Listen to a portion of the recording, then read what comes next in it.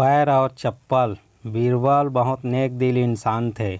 वह सदैव दान करते रहते थे और इतना ही नहीं, बादशाह से मिलने वाले इनाम को भी ज़्यादातर गरीबों और दीन दुखियों में बांट देते थे।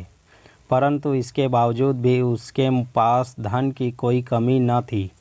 दान देने के साथ साथ बीरबल इस बात से भी चौकन्ने रहते थे कि कपटी व्यक्ति उन्हें अपनी दीनता दिखाकर ठग न ले। ऐसे ही अकबर बादशाह ने दरबारियों के साथ मिलकर एक योजना बनाई कि देखे कि सच्चे दीन दुखियों की पहचान बीरबल को हो पाती है या नहीं।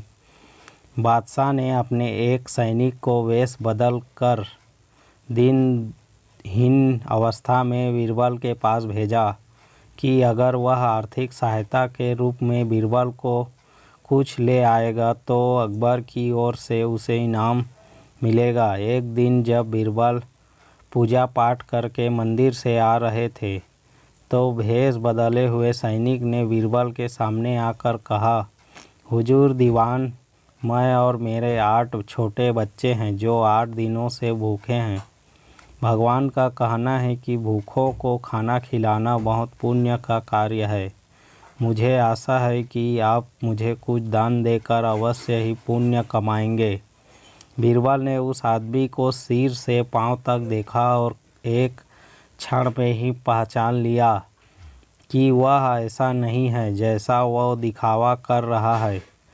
बीरबल मन ही मन मुस्कुराए और बिना कुछ बोले ही उसे रास्ते पर चल पड़े जहाँ से होकर एक नदी पार करनी पड़ती थी। वह व्यक्ति भी बीरबल के पीछे पीछे चलता रहा। बीरबल ने नदी पार करने के लिए जूती उतार कर हाथ में ले ली। उस व्यक्ति ने भी अपने पैर की फटी पुरानी जूती हाथ में लेने का प्रयास किया। बीरबल नदी पार कर ककरीले मार्ग आते ही 2-4 कदम चलने के बाद ही जूती पहन लेता है।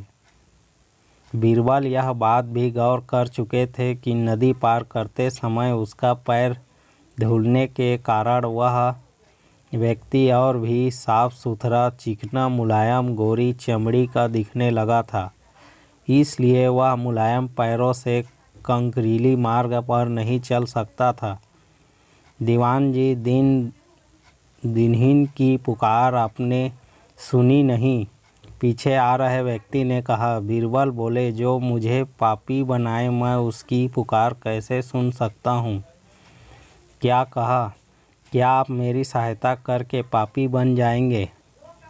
हाँ, वह इसलिए कि शास्त्रों में लिखा है कि बच्चे का जन्म होने से पहले ही भगवान उसके भोजन का प्रबंध करते हुए उसकी माँ के स्तनों में दूध दे देता है। उसके लिए भोजन की व्यवस्था भी कर देता है। यह भी कहा जाता है कि भगवान इंसान को भूखा उठाता है पर भूखा सुलाता नहीं है। इन सब बातों के बाद भी तुम अपने आप को 8 दिन से भूखा कह रहे हो। इन सब स्थितियों को देखते हुए यही समझना चाहिए कि भगवान तुमसे रुष्ट है और वह तुम्हें और तुम्हारे परिवार को भूखा रखना चाहते हैं, लेकिन मैं उसका सेवक हूँ। अगर मैं तुम्हारा पेट भर दूँ तो ईश्वर मुझ पर रुष्ट होगा ही। मैं ईश्वर के विरुद्ध नहीं जा सकता। ना बाबा, ना मैं तुम्हें भोजन नहीं करा सकता, क्योंकि यह सब कोई पापी ही कर सकता है। बीरबल का यह जवाब सुनकर वह चला गया। उसने इस बात की बादशाह और दरबारियों को सूचना दी। बादशाह अब यह समझ गए कि बीरबल ने उसकी चालाकी पकड़ ली है। अगले दिन बादशाह ने बीरबल से पूछा, बीरबल, तुम्हारे धर्म कर्म की बड़ी चर्चा है, पर तुमने कल एक भूखे को निराश ही लौटा दिया, क्यों? आलमपना, मैंने किसी भूखे को नहीं बल्कि एक ढोंगी को लौटा दिया था। और मैं यह बात भी जान गया हूँ कि वह ढोंगी आपके कहने पर मुझे बेवकूफ़ बनाने आया था। अकबर ने कहा, बीरबल, तुमने कैसे जाना कि यह वाकई भूखा न होकर ढोंगी है? इसके पैरों और पैरों की चप्पल देखकर यह सच है कि उसने अच्छा भेष बनाया था, मगर उसके पैरों की चप्पल कीमती थी। बीरबल ने आगे कहा, मना की चप्पल उसे भीख में मिल सकती थी, पर उसके कोमल मुलायम पैर तो भीख में नहीं मिले थे, इसलिए कंकड़ की गड़न सहन न कर सके। इतना कहकर बीरबल ने बताया कि किस प्रकार उसने उस मनुष्य की परीक्षा लेकर जान लिया कि उसे नंगे पैर चलने की भी आदत नहीं, वह दरिद्र नहीं बल्कि किसी अच्छे कुल का खाता कमाता पुरुष है।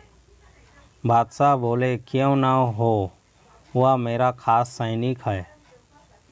फिर बहुत प्रसन्न होकर बोले, सचमुच बीरबल, माँ बदौलत तुमसे बहुत खुश हुए। तुम्हें धोखा देना आसान काम नहीं है।